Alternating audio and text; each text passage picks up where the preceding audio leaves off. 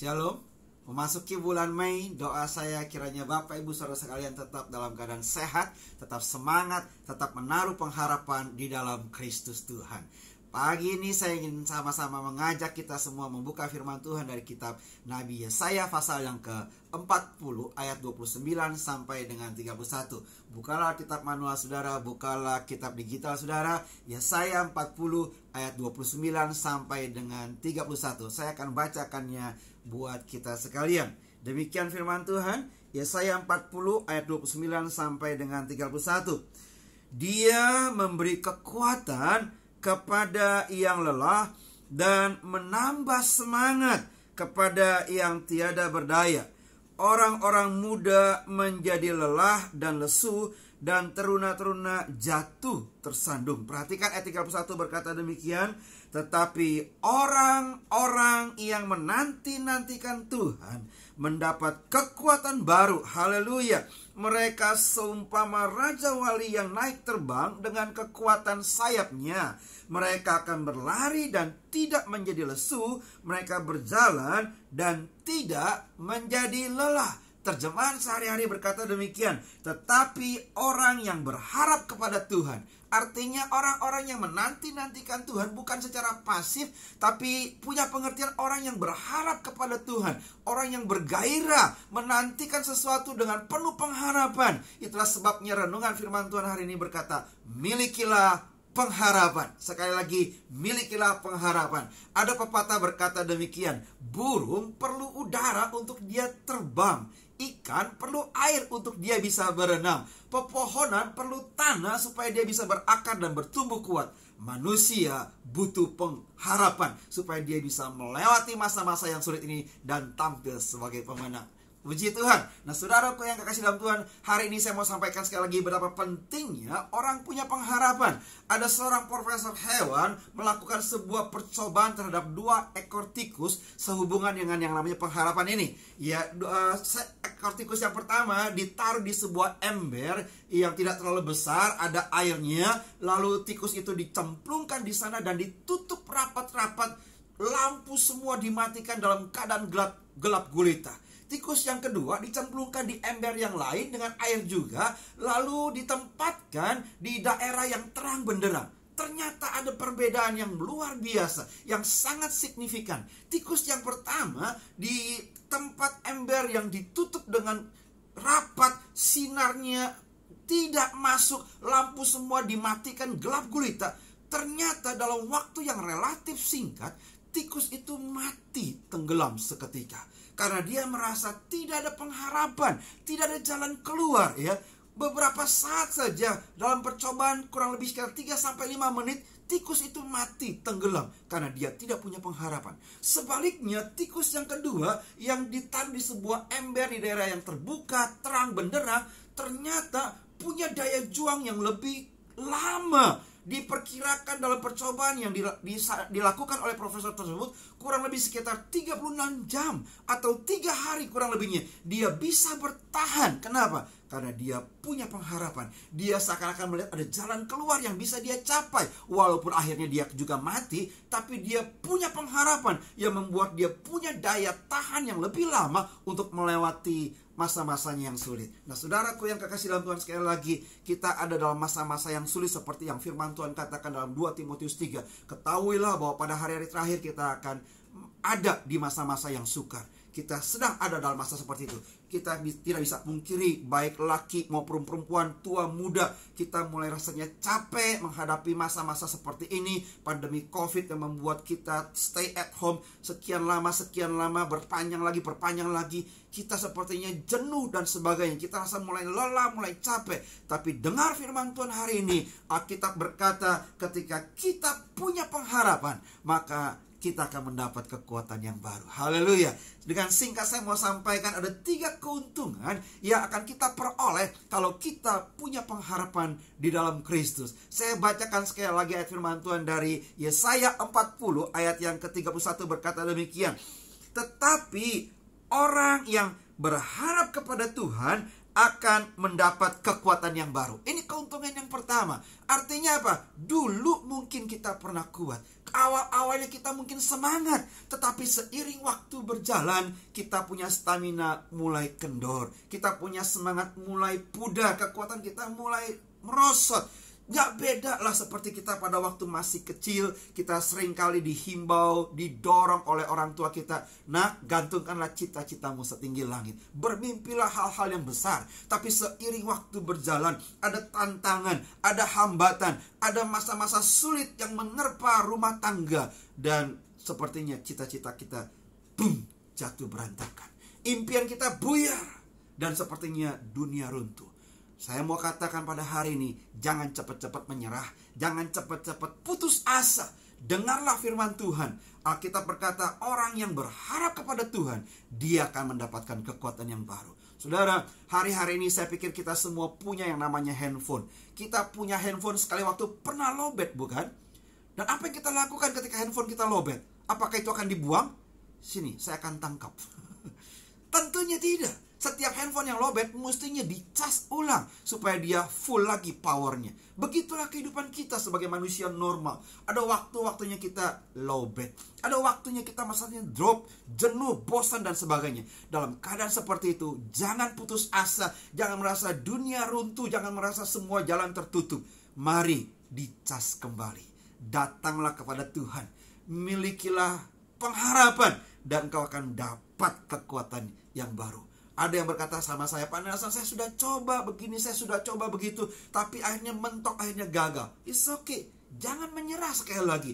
Alkitab jauh-jauh hari katakan dalam Amsal 24 ayat 16, sebab 7 kali orang benar jatuh, namun ia bangun kembali. Amsal 24:16 dengan jelas katakan demikian. Seberapa banyaknya kita jatuh, bangkit kembali, bangun lagi. Pemenang bukanlah orang yang tidak pernah gagal, tapi dia tidak pernah berhenti untuk mencoba. Nah, saudara, ada kisah menarik dalam Injil Lukas pasal yang ke-5. Satu kali Petrus dan Andreas menjalaikan. Alkitab kasih komentar begini. Sudah semalaman mereka kerja keras. Artinya mereka lempar jala, tarik kosong. Mereka lempar jala, tarik nihil. Mereka lempar jala, tarik nggak dapat apa-apa. Perasaan kecewa. Semalaman mereka sudah kerja keras, sudah coba lagi, sudah berusaha dan berusaha. Tapi ketika mereka pulang, tidak mendapat hasil apa-apa. Dalam keadaan seperti itu, ketika pagi-pagi tiba, Yesus datang sama mereka dan Yesus bilang, yuk kita ngelaut lagi, lempar ke tempat yang lebih dalam lagi. Sudah bisa bayangkan, Petrus dan Andreas mungkin merasa, putus asa. Rasanya kecewa, semalaman kerja gak dapat apa-apa. Tapi saya senang dengan ucapan kalimat yang keluar dari mulut Petrus yang berkata demikian. Guru, karena engkau menghendakinya, kami akan mencobanya lagi. Haleluya, kami akan mencoba lagi. Yuk jemaat Tuhan, Bapak Ibu Saudara sekalian, jangan menyerah, jangan putus asa. Kita coba lagi. Kita baru memasuki bulan 5 tahun 2020 ini. Artinya masih ada 7 bulan lagi. Kalau saya hitung-hitung, artinya masih ada 210 hari lagi. Kurang lebihnya masih ada 5.000 jam. Saya sudah hitung-hitung, kurang lebih ada 300.000 menit. Kurang lebih ada 18 juta detik. Wow, bukankah setiap detik itulah kesempatan di mana Allah bisa memberkati kita. Setiap detik adalah kesempatan di mana Allah bisa membuka jalan buat kita. Di mana Allah bisa menjamah dan menyembuhkan setiap sakit penyakit kita. Di mana setiap detiknya adalah satu kesempatan yang berharga. Di mana kekuatan Allah akan mengalir dalam kehidupan saudara. Itu sebabnya sekali lagi, milikilah pengharapan akan hari esok yang lebih baik. Pepatah Chinese bilang, Ming Tian Fei Ken Hao. Jadi milikilah pengharapan, engkau akan dapat kekuatan yang baru. Keuntungan yang kedua dari orang yang punya pengharapan, Alkitab berkata demikian. Tetapi orang yang berharap kepada Tuhan, mereka akan terbang dengan sayap Raja Wali. Wow, ini juga menakjubkan. Saya yakin bukan kebetulan kalau Alkitab mengumpamakannya bahwa orang yang berharap kepada Tuhan seperti burung Raja Wali. Sudah tahu burung Raja Wali itu tinggalnya di pegunungan, di perbukitan yang tempat-tempat yang tinggi. Dan kalau ada angin, ada badai, dia akan terbang. Dia akan enjoy menikmatinya. Saudaraku yang kekasih di dalam Tuhan, orang Kristen Raja Wali, tidak takut dengan masa-masa yang sulit. Dia akan mampu mengatasinya. Buat orang percaya, buat orang yang berpengharapan, masa sulit, masa sukar, itulah vitamin buat dia bisa terbang lebih tinggi. Itulah kesempatan buat orang percaya mengalami mujizat Tuhan. Ada seorang pengarang buku yang bernama Robert Schuller berkata demikian, masa sulit tidak akan pernah berakhir, tetapi orang yang ulet, orang yang bertahan, orang yang punya pengharapan, mereka akan mampu mengatasinya. Saya ingat persis waktu saya masih kuliah, ada salah seorang dosen saya, almarhum sekarang ini, pernah mengajar kami. Pada waktu dia masuk kelas, dia seorang yang humoris, dia bilang begini, kalian tahu rumah sakit? Kami berpikir apa yang akan dia ucapkan. Dia bilang begini, di rumah sakit banyak orang sakit. Ya, kita semua tahu Pak, di rumah sakit pasti banyak orang sakit. Lalu dia bilang, bagaimana kondisinya? Keadaannya pasti lemah. Kalau kesenggol pasti teriak, meriang dan sebagainya. Aduh dan sebagainya. Tapi dia bilang begini, bayangkanlah. Dia sedang mengajar bahwa manusia punya potensi yang besar mengatasi kesulitannya. Dia bilang begini, bayangkanlah kalau satu malam di rumah sakit di mana ada banyak orang sakit sedang terbaring, lalu terdengar sebuah teriakan, kebakaran, kebakaran. Apa yang terjadi? Ya, betul sekali. Orang-orang yang terbaring itu akan bangkit seketika. Dengan infusnya, mungkin kabel-kabel yang bisa dia copotkan, dia akan berlari secepat mungkin keluar dari rumah sakit itu. Kenapa, saudara? Iya, karena ada pengharapan untuk hidup. Mereka nggak mau mati konyol. Mereka pengen hidup, ada pengharapan. Membuat mereka mampu mengatasi rasa sakit, rasa kesulitannya. Sehingga mereka bisa keluar dari rumah sakit tersebut. Nah, saudaraku yang kekasih dalam Tuhan, kalau orang punya pengharapan, maka dia akan mampu mengatasi kesulitan yang ada. Seperti burung Raja Wali yang naik terbang dengan kekuatan sayapnya. Saudara, milikilah pengharapan. Percayalah, badai pasti berlalu. Tak selamanya mendung itu kelabu. Setiap gembok pasti ada anak kuncinya. Nah, saudara, di dalam masa-masa sulit seperti ini, percayalah, milikilah pengharapan. Kita akan mampu mengatasi kesulitan yang ada. Bersama dengan Tuhan, kita cakap menanggung segala sesuatu. Paulus berkata demikian. Bahkan ayat yang terkenal dalam 1 Korintus 10, pencobaan yang kita alami, pencobaan yang biasa. Sekali lagi saya mau tekankan, ini biasa. Walaupun inilah sejarah yang luar biasa, pada umumnya kita menyadari ini hal yang jarang terjadi. Tapi percayalah, kalau pandemi COVID-19 ini terjadi, itu bukan karena kebetulan. Allah turut bekerja di dalamnya untuk mendatangkan kebaikan. Jangan hanya fokus kepada yang negatifnya saja. Lihatlah, ada banyak sisi positif yang Allah bisa kerjakan lewat peristiwa yang kelihatannya kurang menyenangkan buat kita sekaliannya. Kita mesti tetap menjadi orang yang optimis, orang yang punya pengharapan bahwa kita akan mampu melewati masa-masa sulit ini dan akan tampil sebagai pemenang. Haleluya. Akhirnya kita sampai kepada keuntungan yang ketiga dari orang yang punya pengharapan. Alkitab berkata dalam Yesaya 40 ayat 31, sekali lagi saya baca buat kita sekalian. Tetapi orang yang berharap kepada Tuhan, satu, dia akan mendapat kekuatan yang baru. Dua, dia akan seperti burung Raja Wali yang terbang, artinya mampu mengatasi kesulitan. Yang ketiga, yang terakhir, orang yang berharap pada Tuhan, mereka akan lari dan tidak menjadi lesu. Mereka akan jalan dan tidak menjadi lelah. Artinya apa? Ujung-ujungnya sampai kepada tujuan. Dengan kata lain, orang yang punya pengharapan, dia akan mencapai tujuan hidupnya, menggenapi rencana Allah. Saudara, di Alkitab ada sebuah cerita menarik dari seorang perempuan yang sakit pendarahan selama 12 tahun. Secara normal, sebagai wanita yang sakit pendarahan 12 tahun, pasti kondisi tubuhnya lemah, lelah, capek, nggak punya kekuatan banget. Tapi ketika dia mendengar ada Yesus lewat, dia ambil kesempatan emas itu, dia tidak mau sia-siakan. Dia berkata, asalku jamah saja jubahnya, aku sembuh. Saudara perhatikan, ketika dia muncul pengharapannya, ada kekuatan baru untuk menjamah jubah Yesus. Bayangkan sekali lagi, dia seorang perempuan yang sakit pendarahan 12 tahun lamanya. Kondisi tubuhnya pasti lemah. Dan pada hari itu, Yesus lewat, berbondong-bondong orang mengikutinya, berdesak-desakan. Artinya buat dia nggak gampang mendekati Yesus. Tapi ingat baik-baik, sekali lagi Alkitab mencatat, kalau orang punya pengharapan, dia akan mendapat kekuatan baru. Walaupun kondisinya udah lemah, karena dia punya pengharapan, asalku jamah saja jubahnya aku sembuh, muncul kekuatannya. dan buat dia tidak mudah menjamah Yesus. Ingat keuntungan yang kedua, orang yang punya pengharapan akan mampu mengatasi kesulitan yang ada.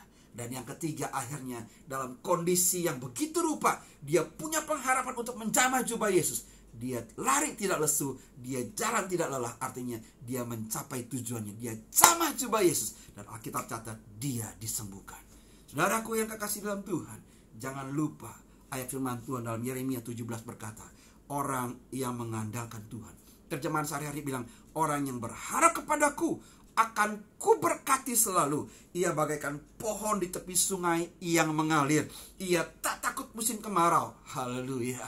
Artinya memang ada kemungkinan besar sebagai orang percaya juga mengalami musim kemarau, musim saat-saat yang paceklik, masa-masa yang sulit. Tetapi Alkitab catat daun-daunnya selalu hijau. Ini menakjubkan, saudara. Sekalipun negeri dilanda kekeringan, ia tidak gelisah sebab ia selalu menghasilkan buah.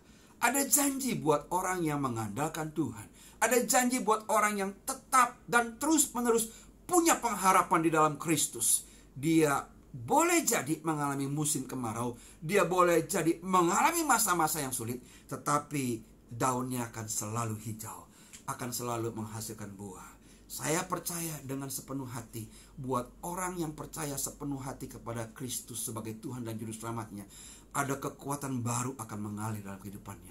Ada kemampuan ekstra buat dia bisa melewati masa-masa sulit yang sedang terjadi ini. Dan bahkan orang-orang yang mengandalkan Tuhan, orang-orang yang punya pengharapan kepada Tuhan, dia akan menggenapi rencana Allah dalam kehidupannya. Saudara, Allah akan pakai saudara pada zamannya seperti ini. Allah akan pakai saudara dengan luar biasa untuk menggenapi rencana Allah dalam saat-saat yang sukar sekalipun seperti ini. Percayalah dan tetaplah berpengharapan kepada Tuhan. Saya ingin mengajak kita sama-sama nyanyikan firman Tuhan, menyanyikan sebuah lagu yang berkata, firman-Mu berkata kepadaku, kau besertaku, maka kuatlah roh dan jiwaku. Kita yakin bahwa pertolongan kita akan datang dari tempat yang maha tinggi. Di saat mata kita, sekeliling kita sepertinya keadaannya sulit, keadaannya suram, keadaannya tidak jelas, tapi kita punya keyakinan, kita punya kekuatan, kita punya pengharapan bahwa pertolongan kita akan datang dari tempat yang maha tinggi. Mari nyanyi bersama saya dengan iman yang tertuju kepada Tuhan. Firman-Mu berkata kau besertaku, maka kuat roh dan jiwaku. Tangan-Mu Tuhan selalu ku nantikan, di setiap langkah ku percaya. Dengan sayap-Mu ku akan terbang tinggi, di tengah badai hidup ku tak menyerah. Kau kekuatan dan perlindungan bagiku, pertolonganku di tempat maha tinggi. Ku mengangkat tanganku, aku berserah. Kau ku nantikan, kau yang ku sembah, Yesusku, Rajaku. Jangan cuma berdiam diri, nyanyi bersama dengan saya. Kiranya firman Tuhan yang kau dengar pada hari ini akan membangkitkan, akan memberikan kekuatan baru buat saudara, sehingga saudara mampu mengatasi, melewati masa-masa yang sulit ini, dan tampil sebagai pemenang, sebagai orang-orang yang akan mencapai tujuan hidupnya, yang akan menggenapi rencana Allah dalam hidup saudara dan saya sekaliannya. Tuhan memberkati. Kita akan nyanyi lagu ini, kita akan berdoa bersama-sama. Firman-Mu berkata kau besertaku, maka kuat roh dan jiwaku. Tangan-Mu Tuhan selalu ku nantikan, di setiap langkah ku percaya. Dengan sayap-Mu ku akan terbang tinggi di tengah badai hidup. Ku tak menyerah, Kau kekuatan dan perlindungan bagiku, pertolonganku di tempat maha tinggi. Ku mengangkat tanganku, aku berserah. Kau ku nantikan, Kau yang ku sembah, Yesusku, Rajaku. Mari kita bersatu dalam doa. Tuhan, kami percaya firman-Mu begitu dahsyat, firman-Mu begitu berkuasa, mendatangkan kekuatan baru buat kami. Terima kasih banyak buat hari ini kami telah dengar firman-Mu yang memberi kekuatan baru buat kami. Ajar kami terus menaruh pengharapan kepadamu. Ajar kami percaya dengan sepenuh hati bahwa di dalam Kristus selalu ada kemungkinan baru. Mujizat masih ada. Ketika kami berharap kepada Tuhan, maka kami akan dapat kekuatan, kemampuan ekstra untuk melewati masa-masa sulit ini dan terus tampil sebagai pemenang, menggenapi rencana Allah dalam kehidupan kami. Terima kasih banyak ya Tuhan. Kami terus berdoa agar masa-masa sulit ini cepat segera berlalu, agar kami kembali dipulihkan kepada keadaan yang normal. Kalau ada yang sakit, dalam nama Yesus Tuhan jamah, Tuhan sembuhkan. Tidak ada yang mustahil bagi orang yang percaya. Mujizat masih ada. Kuasa Tuhan bekerja dengan dahsyat.